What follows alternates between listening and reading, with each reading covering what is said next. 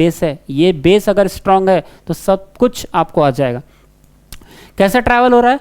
ए से B, B से सी, सी से डी।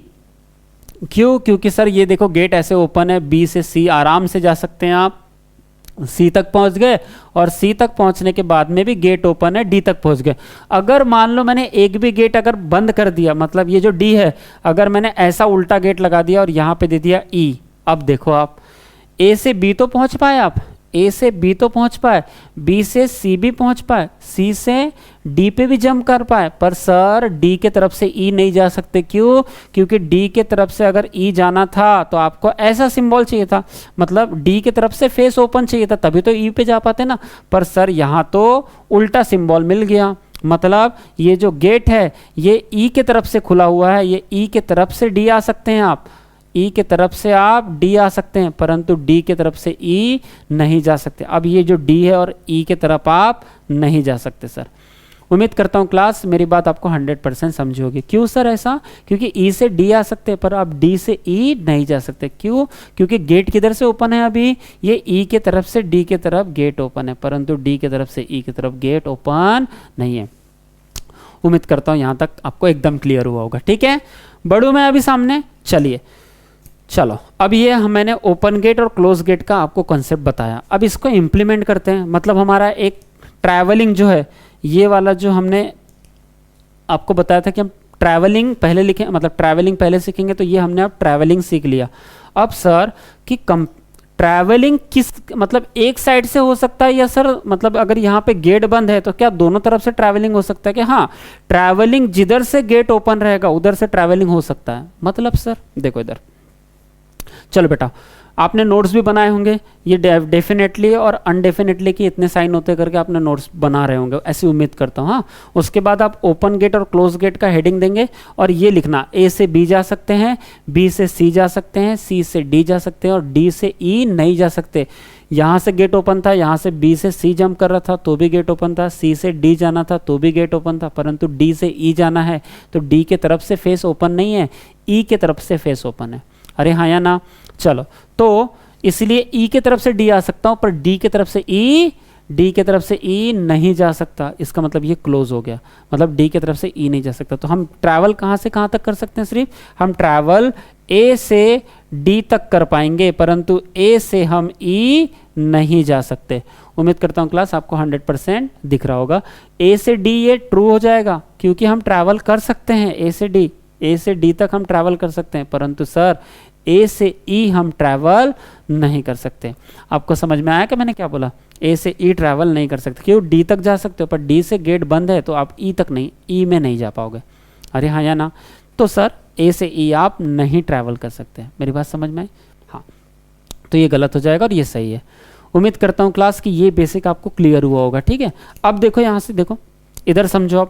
अब बढ़ते हैं हम लोग कंपैरिजन तरफ और फिर मैं बताता हूँ आपको साइन कंपैरिजन करते वक्त हाईएस्ट प्रायोरिटी किसकी आती है। सर मान लो आज आप एक ही साइन बता रहे हो इनके बीच में, अगर यहाँ पे सिंगल साइन है और डबल साइन आ गया, इक्वल टू भी आ गया, ग्रेटर देन इक्वल टू भी आ गया, तब ये 2-3 साइन जब होंगे एक साथ तब हम कैसे ट्रैवल कर पाएंगे? ठीक है, चलो उसके लिए बढ़ते हैं सामने। अरे हाँ है ना? हाँ, बस आपको कैसा करना है, आपको नोट्स बनाना है प्रॉपर, है ना? नोट्स बनाओगे तो आपके माइंड में भी अच्छे से एकदम रिटेन हो जाएगा। और देखो लिख लिख कर पढ़ने से क्या होता है, एकदम याद हो जाता है। जो भी चीज़ हम पढ़ते हैं ना वो एकदम माइंड में जाती है, इसलिए मैं लिखने नोट्स बनाने बोल रहा हूँ आपको। ठीक है, चलो ओके सर, बढ़ू मैं थोड़ा सा सामने। हाँ, अब देखो, अब मुझे एक बात बताओ सर, आपने ट्रैवलिंग जो बताया वो भी हमको समझ में आया। तो ट्रैवलिंग के बाद ये जो आपने ट्रैवलिंग बताया, ये ट्रैवलिंग भी हमको समझ में आया। अब ट्रैवलिंग के बाद चलते हैं बेटा हम लोग, ट्रैवलिंग के बाद चल रहे हैं हम लोग कंपैरिजन में। ठीक है, कंपैरिजन के बाद चलेंगे हम लोग प्रायोरिटी में, प्रायोरिटी में। ठीक है, प्रायोरिटी, और ये प्रायोरिटी कौन सी है? ये साइन प्रायोरिटी, मतलब साइन अगर 2-3 साइन एक साथ आ गए तो उसमें कौन सा साइन हमको लेना है। ठीक है, तो ट्रैवलिंग बता दिया मैंने कि अगर ए से आपको बी जाना था, बी से आपको सी जाना था, और तो आप आराम से ए से सी जा पाएंगे। क्यों? क्योंकि गेट कैसा है? ओपन है, ये ए से बी की तरफ गेट ओपन है, ये बी की तरफ फेस खुला हुआ है, तो आराम से सी जा सकते हैं। परंतु सी की तरफ से बी की तरफ आप नहीं आ पाएंगे, सी की तरफ से बी की तरफ आप नहीं आ पाएंगे। बी की तरफ से आप सी की तरफ जा सकते हैं, पर सी की तरफ से बी की तरफ आप नहीं आ पाएंगे। क्यों? क्योंकि सी की तरफ से गेट कैसा है, सी की तरफ से बी की तरफ गेट बंद है बेटा।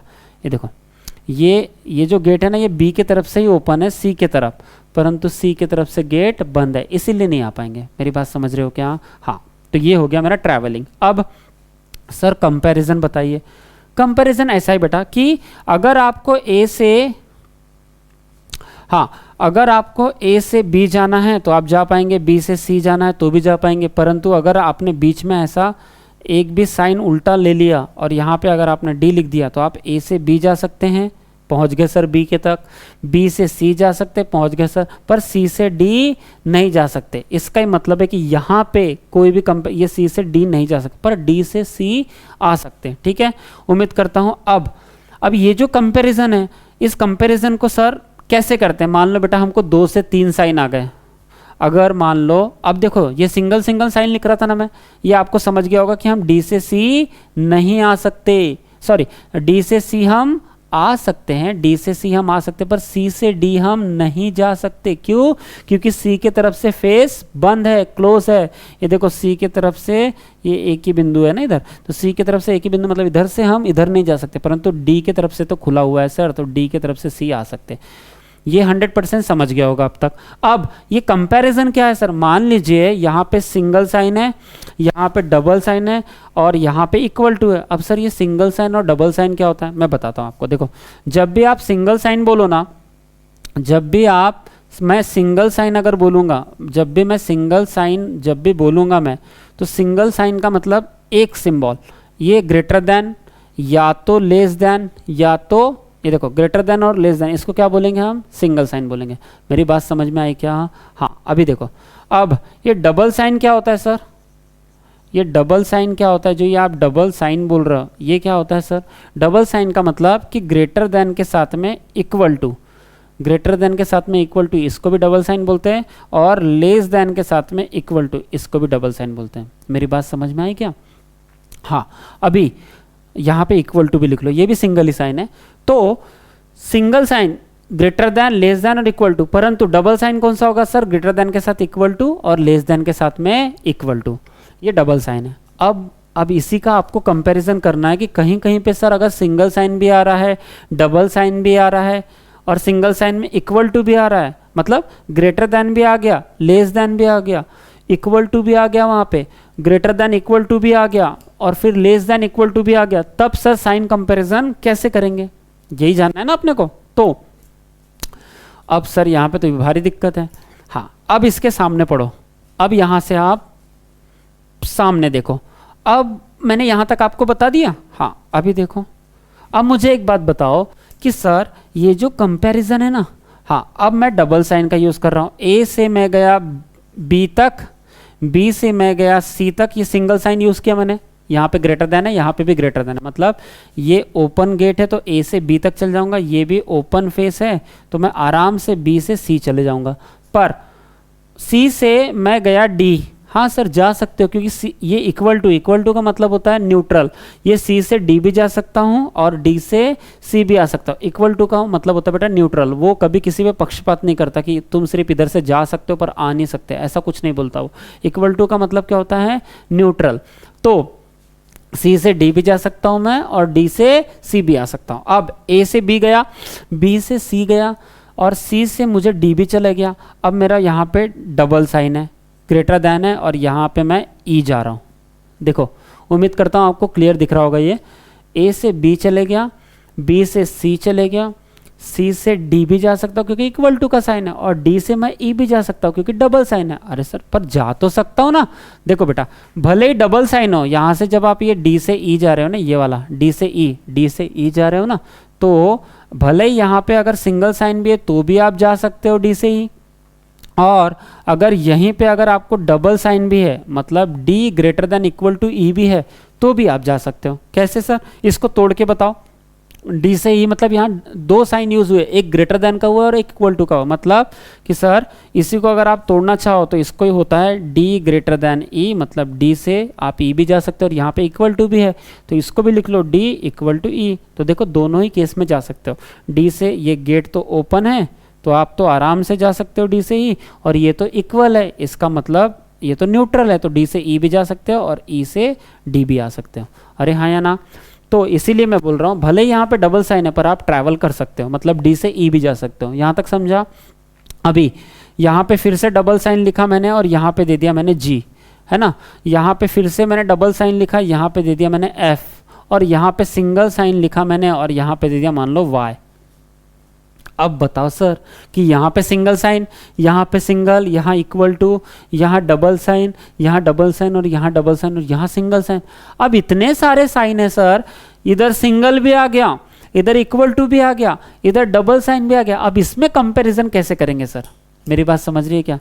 तो ये हो गया हमारा सेकंड पॉइंट कि जब इतने सारे साइन आ जाते हैं और मुझे, अब आपको मुझे क्वेश्चन क्या पूछना है कि मेरा क्वेश्चन आपसे ये है कि मुझे जाना है ए से वाई।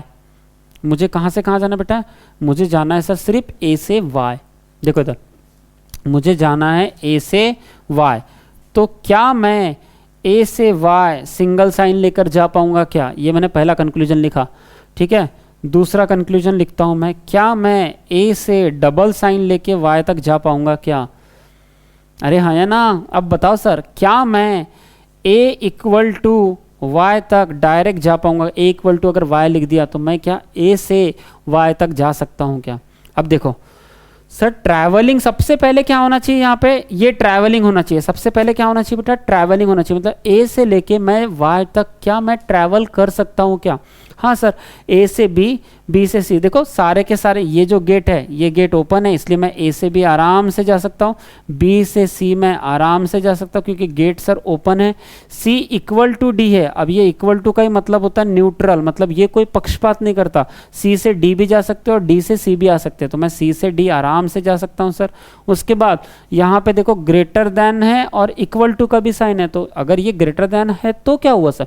ग्रेटर देन है तो और अच्छी बात है, हम डी से ई तो जा सकते हैं, तो डी से ई भी जा सकता हूँ। उसके बाद ई से मैं, ये देखिए गेट ऐसा ओपन है तो ई से जी भी जा सकता हूँ मैं, और यहाँ इक्वल टू भी है तो भी जा सकता हूँ सर, कोई दिक्कत नहीं है, रोकने वाला कोई नहीं। अपोजिट साइन नहीं होना चाहिए। अपोजिट साइन का मतलब सर ये ग्रेटर देन और ये ऐसा लेस देन।